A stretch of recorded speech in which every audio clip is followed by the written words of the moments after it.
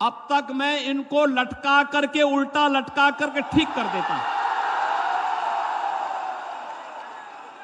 और वह हाल इनके कर देते कि इनकी 7 पीढ़ियां भूल जाती कि दंगा कैसे होता है।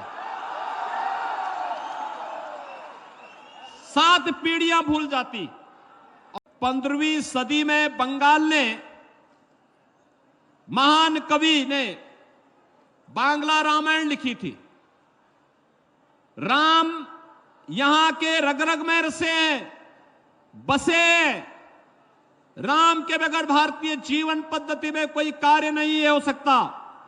हम जीते हैं, उड़ते हैं, राम का नाम लेते हैं, सोते हैं, राम का नाम लेते हैं।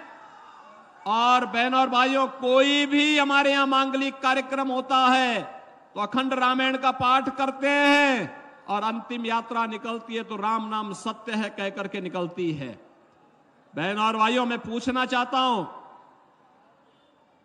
जैसे यहां पे राम की पूजा होती है, ऐसे ही उत्तर प्रदेश में मां दुर्गा की पूजा होती है, बड़े बड़े अनुष्ठान के साथ। जैसे बंगाल में होती है, वैसे मां दुर्गा का अनुष्ठान। बंगाल से ही गए हुए कलाकार वहां मूर्ति बनाते हैं, वहां पे अनुष्ठान होते हैं, बड़े बड़े आयोजन होते हैं, बड़े बड़े पंडाल लगते हैं, भव्य आयोजन होते हैं।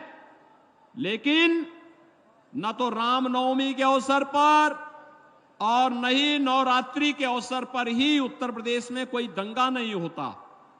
आखिर बंगाल में रामनवमी के अवसर पर और बैसाखी के अवसर पर दंगे क्यों हुए, मैं बंगाल की सरकार से पूछना चाहता हूं।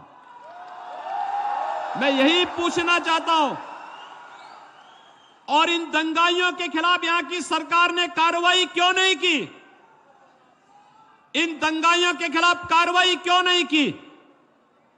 बहनों और भाइयों, अगर ये दंगाई उत्तर प्रदेश में इस प्रकार से अत्याचार करते, अब तक मैं इनको लटका करके, उल्टा लटका करके ठीक कर देता। और वह हाल इनके कर देते कि इनकी 7 पीढ़ियां भूल जाती कि दंगा कैसे होता है। 7 पीढ़ियां भूल जाती। और यही कहने के लिए मैं आया हूं, आपसे कहने के लिए, अबे अगर आज हमें सोनार बांग्ला चाहिए तो मोदी जी के नेतृत्व में भारतीय जनता पार्टी की सरकार को लाइए, भारतीय जनता पार्टी के कमल छाप को जिता करके भेजिए।